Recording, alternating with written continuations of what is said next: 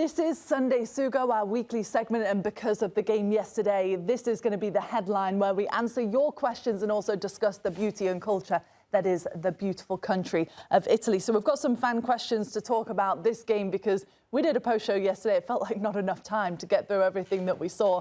So the first question is real opinions on the Kalulu foul.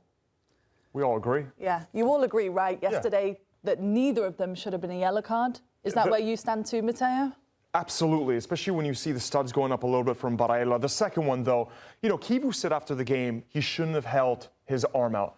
That's not the point. The point is it was the incorrect call. I think Kalulu held his arm out, and in the process, he's like, oh, wait, I'm already on a yellow. And that's when he pulled it back. There was no contact, barely grazes the kid of Bastoni. It was a simulation from Bastoni. The head of the refereeing association, Gianluca Rocchi's come out and said it was a mistake from La Penna. It was actually a simulation on Bastoni, which would have warranted a yellow card for Bastoni. So completely wrong. Change the course of the game. I hear fans saying, oh, but what about this one? This isn't about whataboutism. This isn't about two wrongs make right. We're talking about this game. There's mistakes, sadly, in many big games. This is the game we're talking about right now. Look at Bastoni, the way that he's, as Mike says, he's celebrating because he wants to win. Inzaghi made a career out of celebrating, going down without any contact. I get that there's still a place in the game for that, but it sucks to see because we just want a fair result. Okay, referee's perspective, though, for Juventus fans out there. You know how fast this play happens? That looks like, to the whole world, that looks like Kalulu puts his arm out and he stops the counterattack, which is an automatic yellow. Now, the problem is with the rules that you can't review the second yellow. So in real time, bang, bang play in a match of that magnitude, that looks like a yellow card. So I feel for the referee. Now, we're going to move forward. What the VAR has done is shown us, okay, and I don't want to talk too much, go backwards and talk about Vergara, but it's a good example. Anytime there's this touch, right, it's teaching players all over. And if I was a manager, I would say, if you feel the touch, jump. Almost to the point where if you were a player playing for me and you felt contact and didn't jump, I would take you off the field. I would say, okay, you're not trying to win. You're not taking advantage of the rules. Every professional athlete, every successful person in any business will take advantage of the rules, of the loopholes, of any situation they can to win, to get 3 points. At the end of the day, you're not there to get the sportsmanship award. So I understand what Bastoni did. He took advantage of a loophole that's going on in the rules right now. And that's the way the game, I felt for the referee. The rules are written the wrong way, that they couldn't go back and review it, because if they go back and review it, you could argue that it's a yellow card for Bastoni for simulation, and then he's sent off. So it was a moment that I think ruined a lovely game because we had two teams that went for it. Juventus, I thought, were fantastic on the day. When they went down to 10 men, they still looked like they had 11 men. So... But I think also big, the frustration is that we know that they can't overturn a double yellow. So the referee to be so quick to give that yellow card also frustrated a lot. Just for clarity, I haven't met one person, even Inter fans. We have Inter fans in the building. Not one person has said it's not. It's a correct call. Everyone will agree that it is the wrong call. There's nobody here that believes that. After seeing the replay. After, about 100%. The problem is, I hate this, that you can't review a second yellow card. And now they're coming out and saying, oh, February 28th, they're going to be doing the voting. We might be able to change the rule. To me, it didn't make sense before. It didn't make sense now. And it hurts a game where I saw everyone watching the Derby d'Italia. I saw people that never watch Italian football. That was it was annoying because we want to put on a good display for Italian football. This match has had it all. I wish it didn't happen. And then the last thing I'll say is some people are so mad at Bastoni. I agree with what you guys say. Some saying, oh, get rid of him for the Italian national team. This is unsportsmanlike contact. That's ridiculous. He's doing what he had to do for his team. Do I like it? No. But this is part of the game. Unfortunately, it's more like the person who finds 50,000 on the floor and they take it and return it. Yeah, okay. We saw Spalletti and Chiellini absolutely livid, didn't we, as well, with the referee at halftime on that video. The next question, similar situation. Why is the refereeing so inconsistent? Is it making Serie A a joke to watch? I don't never agree with these things. Every single league, this is the same talking point. It's in the Premier League, it's in La Liga. At the end of the day, right, and people want to blame VAR.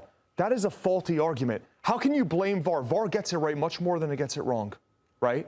you have humans at the end of the day in charge of VAR. This isn't AI. The only thing that is unquestionable is goal line technology. Did the ball cross the entirety of the line? We actually have technology to see if it's Matteo, objective. could you agree that the refereeing is different? Because you boys said yesterday it's hurting Italian teams in the Champions League where the refereeing isn't as lenient. It's softer in Italy, Matteo. You have to say 100%. It's softer. Have you seen some of the VAR calls in Premier League where we're talking about millimeters? The game is 100% softer in Serie A. Yes, but this has always been an issue. So how do you get more referees?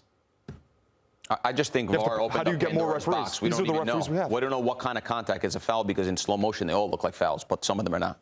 Okay, next question. If Inter wins the title, would it be the worst or least convincing champions to be crowned? No, come on.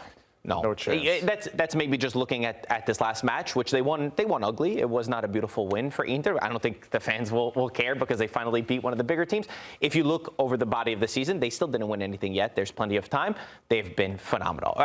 They look at the lead that they have at the top of the table, the football that they're playing. Only Bayern Munich and Barcelona have outscored them in all of Europe.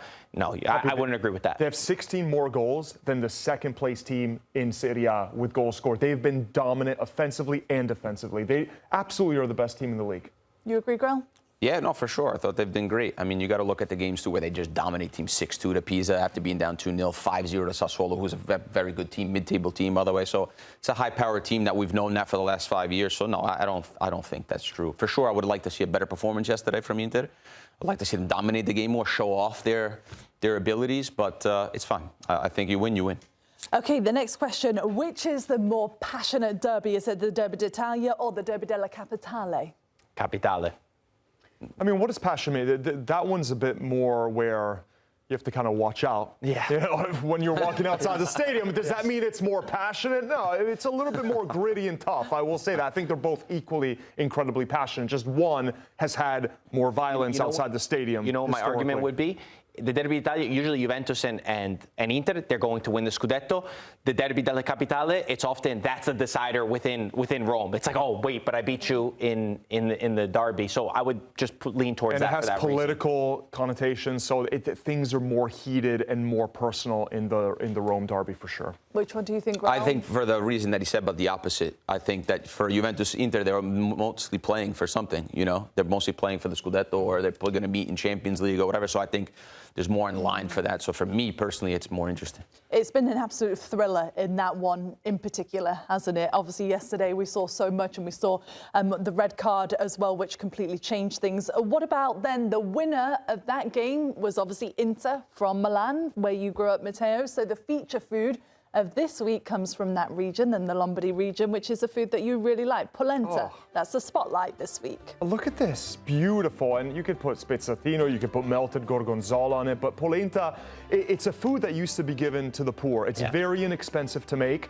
and it's something that can be the base of so many different ingredients because it has this neutral flavor, right? It's not overpowering, and it's a comfort food for the winter. It's served warm. It's the kind of fuel that warms you up on a long winter day. You could see why back in the day when heating in Central Air wasn't as common, that people in the north would have had meals just like this one because it really does warm you up in the winter. It's fantastic and very versatile. Still now. My family just got AC. Still now. I think like 6 months ago. The base of a lot of Italian food is because they were poor and because they had to do the best with the ingredients that they had. Like you could go through a lot of the cuisine out of necessity. Polenta is one of those, and it's such a good cuisine. We're going to be going to Milan, so maybe we'll try it, Poppy, if you've never had it. I've had it, and I love it. I really do. Simplicity is key. With egg beans? No, I'm going to have it just like that with the ragu. Here's the viewer submission from Tom Maverick this week. Moved here from Italy 12 years ago when I go home to visit my family in Milan once a year during the summer. I love having lunch all together, just like the good old times, grilling seafood and meat outside on the balcony, spaghetti, clams with garlic, seafood skewers, grilled octopus as well. We eat for 2 hours, he said. Forza Italia. This is real wealth, by the way. If you have good company, good family, and good food, I mean, that's what real wealth looks like. It's the joy of life. Eating, drinking, and celebrating all this together. is such a part of the Italian culture, is that every meal you sit down with family, you might have a glass of wine, even if you're on a business trip at lunchtime. This is what it's all about right here. Beautiful.